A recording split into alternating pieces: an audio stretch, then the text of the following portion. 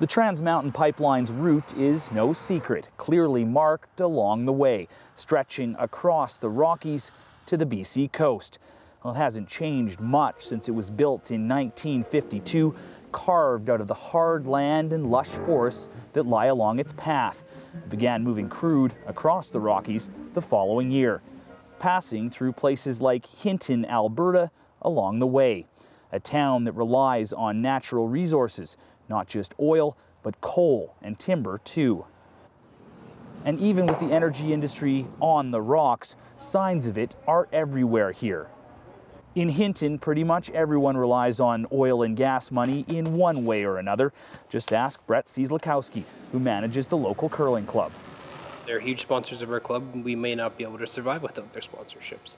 Well, the hope here is that an expanded line could provide much-needed jobs and a boost to the local economy that will trickle right down to the ice at this rink. I think we should be all for it. I mean, it supports a lot of people's lives. That's how a lot of people in these rural communities make a living. About 3 hours down the line is the tiny community of Blue River, BC. Now, Kinder Morgan runs a pump station here, one of the few employers in a town that's shrunk from around 800 to just 250 in recent years. If the Trans Mountain expansion goes ahead, that could mean more jobs at the company's facility. At the only store in town, customers are few and far between.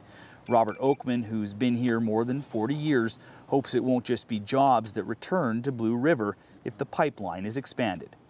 Where there's a line for oil, that means there are going to have to be people up and down the line staying in that place to maintain it. Around the corner from Oakman's shop and the Kinder Morgan facility is the local school. There are just 8 students these days, including Casey Quinn's son. That's down from nearly 80 when Quinn went here. So we don't have anybody left in Blue River.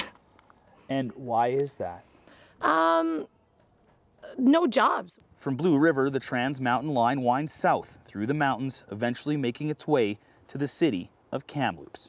This rocky gorge that I'm standing in is the path that the Trans Mountain Pipeline takes as it enters Kamloops, British Columbia. It's essentially the halfway mark of the BC leg of this line as it makes its way out to the coast. Now, all along that route, you can see these yellow signs that mark where the pipeline is buried. And just to give you a sense of how close this line is to the communities that it passes by and to the amenities that the people in those communities use, have a look across the street. That is the local dog park.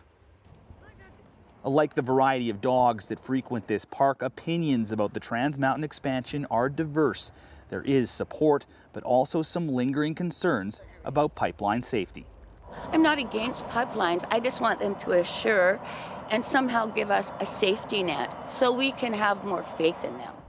This is where all that oil ends up and where perhaps the biggest leap of faith is needed.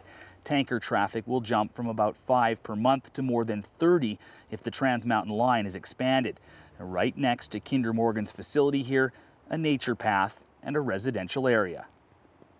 Art Hilsted has been here for more than 50 years. Hilsted's home backs onto Burrard Inlet. You know, they said, oh, no, nothing to worry about the spills. Well, the spills are, on a pretty regular basis. Even the last one, which was a tug. Of course, getting permission to build a pipeline and actually doing it are very different things. Now that Kinder Morgan has the green light to twin the Trans Mountain line, those who live next to it will just have to wait and see if they actually do. Aaron Collins, CBC News, Burnaby, British Columbia.